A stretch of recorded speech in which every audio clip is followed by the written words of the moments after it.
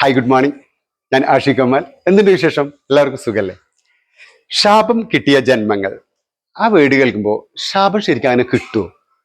ചിലരെ വേദനിച്ച് കഴിഞ്ഞാൽ നമുക്ക് ശാപം കിട്ടും എന്നൊക്കെ പറയുന്നുണ്ട്. പക്ഷെ അത് ചിലപ്പോൾ കിട്ടുമായിരിക്കും. പക്ഷെ അതിൻ്റെ തലമുറകളായിട്ട് ഇപ്പൊ ശാപം കിട്ടാൻ ചാൻസ് ഉണ്ടോ? എനിക്കറിയില്ല. നിങ്ങളോട് കൂടെ ചോദിക്കണം, ഒരു അഭിപ്രായം പറഞ്ഞേക്ക്.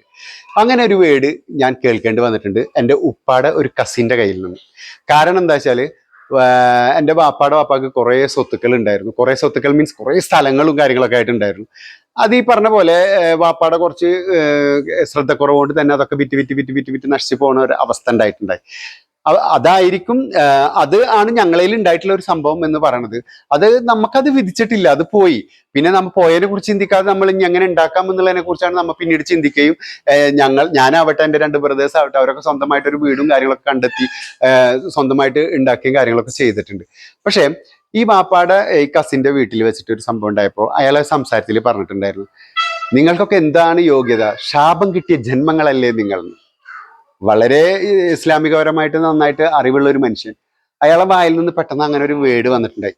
അന്നും ഇങ്ങനെ കുറേ കാലയളവിൽ അങ്ങനെ ആലോചിച്ചിട്ടുണ്ട്, ഇയാൾ ഇങ്ങനെ എന്തുകൊണ്ടാണ് പറഞ്ഞത് എന്നുള്ളത്. പറയുമ്പോൾ ഇത്ര അറിവ്, അതായത് ഇസ്ലാമിക പഠനത്തിലൊക്കെ ഉള്ള ഒരു നല്ല അറിവൊക്കെ ഉള്ള ഒരു മനുഷ്യനാണ്, നല്ലൊരു മനുഷ്യനാണ്.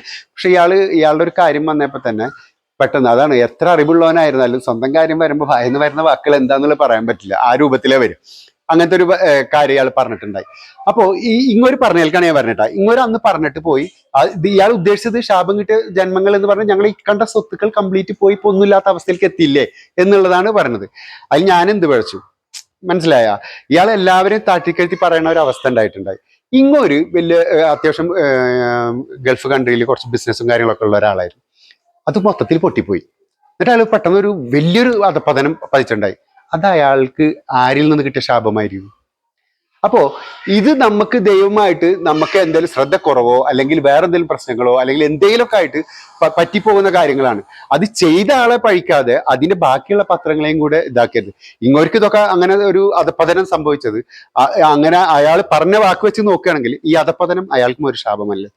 പക്ഷെ ഇയാളൊക്കെ റിക്കവർ ചെയ്തു. അയാളന്ന് പറഞ്ഞതിന് ശേഷം വീണ്ടും എൻ്റെ ഉമ്മാനൊക്കെ വിളിച്ചിട്ട് സോറി പറയുകയും, സോറി പറയാൻ കാരണമുണ്ട്, എൻ്റെ ഉമ്മ ചെന്നിട്ട് അങ്ങനത്തെ സംസാരം അവിടെ സംസാരിച്ചു കൊടുത്ത്, ഞാൻ പോയതിന് ശേഷം ഒറ്റയ്ക്ക് പോയിട്ട് ഞാനും കൂടെ അവിടെ ഉണ്ടാകുമ്പോൾ ആ ഉമ്മ കൂടെ സംസാരിക്കുകയാണെങ്കിൽ അവിടെ വലിയൊരു വിഷയം തന്നെ ഉണ്ടായിത്തീരാനുള്ള ചാൻസ് ഉണ്ടായിരുന്നു.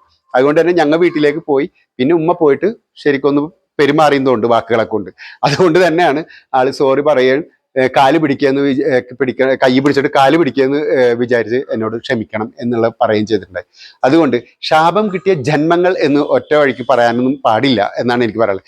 ഞാൻ ആരെങ്കിലും മോഷ്ടിക്കുകയോ അല്ലെങ്കിൽ തെറ്റുകളോ ചെയ്തിട്ടുണ്ടായി ഞാൻ അനുഭവിക്കട്ടെ, എൻ്റെ തലമുറയിലേക്ക് എന്തിനാ പോകുന്നത്. അപ്പൊ ശാപം കിട്ടിയ ജന്മം എന്ന് പറയണത് എനിക്ക് വലിയ സൂട്ടായി തോന്നില്ല. നിങ്ങൾക്ക് എന്ത് തോന്നുന്നു? നിങ്ങൾ എൻ്റെ അഭിപ്രായം പറയും. Okay, thank you very much.